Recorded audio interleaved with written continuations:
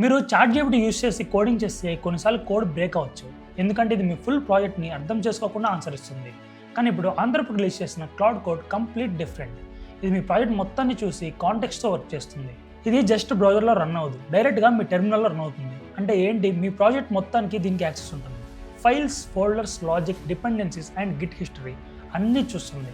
ఇప్పుడు మీరు just snippets కాదు, ఫుల్ సిస్టమ్తో మాట్లాడుతున్నారు.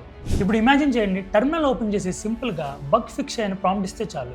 క్లౌడ్ కోడ్ మల్టిపుల్ ఫైల్స్ చూసి లాజిక్ ట్రేస్ చేసి ఎగ్జాక్ట్ ఇష్యూ ఎక్కడ ఉందని ఫైండ్ చేసి డైరెక్ట్గా ఫిక్స్ అప్లై చేస్తుంది. అండ్ మీరు కాపీ పేస్ట్ చేయాల్సిన అవసరం కూడా లేదు. అండ్ ఇది జస్ట్ సజెస్ట్ చేయడమే కాదు, యాక్చువల్ వర్క్ చేస్తుంది. ఆటో మోడ్ ఆన్ చేస్తే ఇది ఒక అసిస్టెంట్ లాగా మీ టాస్క్స్ అన్ని హ్యాండిల్ చేస్తుంది. మీరు టాస్క్ క్రియేట్ చేయడం ప్రాంప్ట్ ఇస్తే అది టెస్ట్ రాయడం, రన్ చేయడం, ఫెయిల్యూర్స్ డిటెక్ట్ చేయడం, కోడ్ని అప్డేట్ చేయడం అన్నీ కంటిన్యూస్గా చేస్తుంది. తర్వాత ఫైల్ స్టేజ్ చేసి కమిట్ మెసేజ్ని రెడీ చేసి పిఆర్ కూడా ప్రిపేర్ చేస్తుంది. ఇంకో పవర్ఫుల్ ఫీచర్ ఉంది, అదే రిమోట్ కంట్రోల్.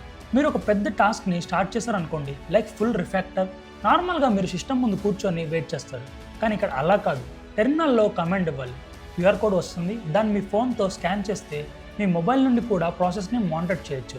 ఇక్కడ ఉన్న ఏఐ ఏం చేస్తుందో చూడొచ్చు అండ్ అప్రూవల్ కూడా ఇవ్వచ్చు. మన రోల్ మారుతుంది. ముందు మనం కోడ్ని టైప్ చేసేవాళ్ళం, కానీ ఇప్పుడు మనం గైడ్ చేసేవాళ్ళం. మీ వాల్యూ టైపింగ్ స్పీడ్లో కాదు, మీ థింకింగ్, ప్లానింగ్ అండ్ డెసిషన్లో ఉంటుంది. సింపుల్గా చెప్పాలంటే రిపిటేటివ్ వర్క్ మొత్తం ఏఐ హ్యాండిల్ చేస్తుంది. మీరు జస్ట్ డైరెక్షన్ ఇవ్వాలంతే. ఇలా చేస్తే స్పీడ్ పెరుగుతుంది అండ్ క్వాలిటీ కూడా ఇంప్రూవ్ అవుతుంది. సో ఓల్డ్ కాపీ పేస్ట్ వర్క్లోని కంటిన్యూ చేయడం కంటే ఆల్రెడీ అడ్వాన్స్ టూల్ యూస్ చేస్తున్న వాళ్ళతో కాంపిటీట్ చేయడం చాలా కష్టం. సో బెటర్ అప్రోచ్ ఏంటి అంటే డైరెక్ట్గా మీ ప్రాజెక్ట్తో ఏఐని కనెక్ట్ చేసి వర్క్ చేయడం.